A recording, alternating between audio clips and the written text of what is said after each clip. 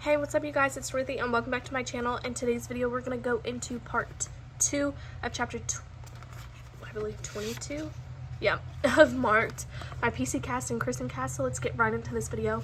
This video may contain sensitive topics and foul language. If you do not wish to continue, I suggest you click off the video now. You have been warned. Oh, the sun. Hold on.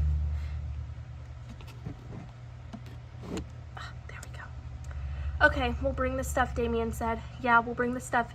You bring the puissantness, Shawnee said, giving Damien a smart-ass look.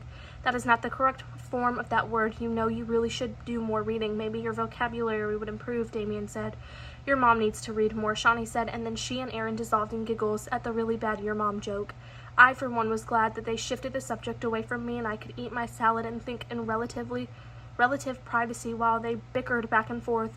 I was chewing and trying to remember all the words to the purification prayer when Nala hopped up on the bench beside me. She looked at me with her big eyes and then leaned into me and started to purr like a jet engine. I don't know why, but she made me feel better, and when the bell rang and we hurried off to class, each of my 4 friends smiled at me, gave me a secret wink, and said, "Later, Z." They made me feel better, too, even though their easy adaptation of Eric's nickname for me gave me my heart a twinge. Spanish class zoomed by, a whole lesson on learning how to say that we like things or don't like things. Professor Garmy was cracking me up. She said it would change our lives. Me gusta gastos.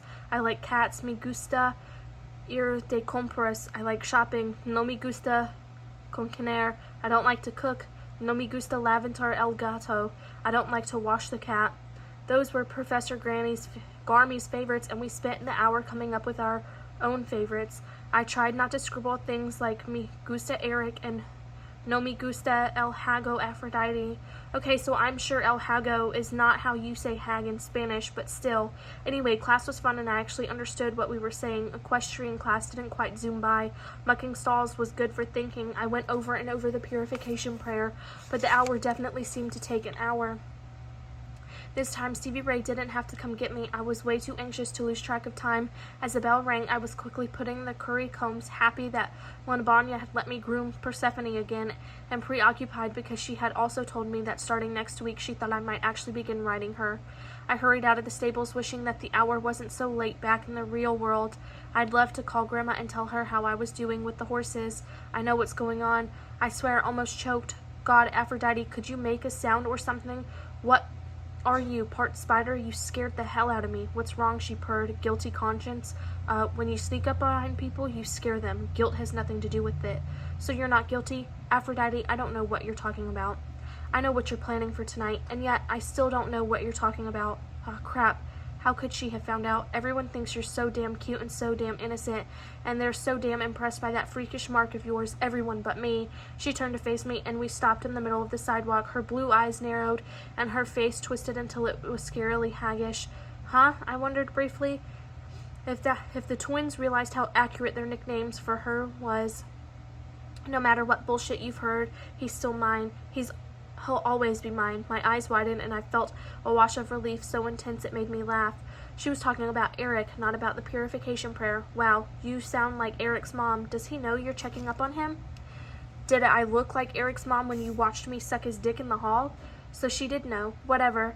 I suppose it was inevitable that we would have this conversation. No, you didn't look like Eric's mom. You looked like what you are, desperate and rapey, while you tried to force yourself on a guy who was clearly telling you he didn't want you anymore. Fucking bitch. Nobody talks to me like that. She raised her hand and claw-like move to slash at my face. Then it seemed the world stopped, leaving the two of us in a little bubble of slow motion. I caught her wrist, stopping her easily, too easily. It was like she was a small, sick child who had struck out in anger but was really too weak to do any harm. I held her there for a moment, meeting her hateful eyes. Don't ever try to hit me again. I'm not one of the kids you can bully. Get this and get this now. I am not scared of you. Then I flung her wrist away from me and was totally shocked to see her stagger back several feet. Rubbing her wrist, she glared at me. Don't bother showing up tomorrow. Consider yourself uninvited and no longer a dark daughter. Really? I felt unbelievably calm. I knew I had the trump card on this, and I pulled it. So you want to explain to my mentor, High Priestess Nefret, the vamp, whose idea it was for me to join the Dark Daughters in the first place, that you kicked me out because you're jealous that your ex-boyfriend likes me? Her face paled. Oh, and you may be very sure that I'll totally completely upset when Nefret asks me about it. I sniffed and sobbed a little, like I was fake crying. Do you know what it's like to be part of something and have no one else in the group want you there? She snarled between her clenched teeth. I felt my stomach clench and had to force myself not to let her. She'd struck a nerve. Yes, I knew exactly what it was like to be a part of something, a supposed family, and have it feel like no one else wanted me there, but Aphrodite wasn't going to know it. Instead, I smiled in my sweetest voice and I said, why, whatever do you mean, Aphrodite? Eric is part of the Dark Sons, and just today at lunch he told me how happy he was that I joined the Dark Daughters. Come to the ritual, pretend you're part of the Dark Daughters, but you better remember something. They're my Dark Daughters. You're the outsider and the one who was not wanted. And remember this too. Eric Knight and I have a bond that you'll never understand. He's not my ex anything. You didn't stay to see the end of our little game in the hall. Rapey? That's ridiculous. He was then and he is now exactly what I want him to be. Mine. Then she tossed her very big, very blonde hair and stalked away. About 2 breaths later, Stevie Ray stuck her head out from behind an old oak that was not too far from the sidewalk and said, is she gone? Thankfully. I shook my head at Stevie Ray. What are you doing back there? Are you kidding? I'm hiding. She scares the bejesus out of me. I was coming to meet you and saw the two of you arguing. Man, she actually tried to hit you. Aphrodite has some serious anger management issues, Stevie Ray laughed. Stevie Ray, you can come out from behind there now. Still laughing, Stevie Ray practically skipped over to me and linked her arm with mine. You really stood up to her. I really did. She really, really hates your guts. She really, really does. You know what that means, Stevie Ray said. Yep, I don't have a choice now. I'm going to have to take her down. Yep. But I knew that I had no choice even before Aphrodite tried to scratch my eyes out. I hadn't had a choice since Nyx had placed her mark on me. As Stevie Ray and I walked together in the gaslit illuminated richness of the night, the goddess's words repeated over and over through my mind. You are old beyond your years, Zoe Bird. Believe in yourself and you will find a way. But remember, darkness does not always equate to evil, just as light does not always bring good.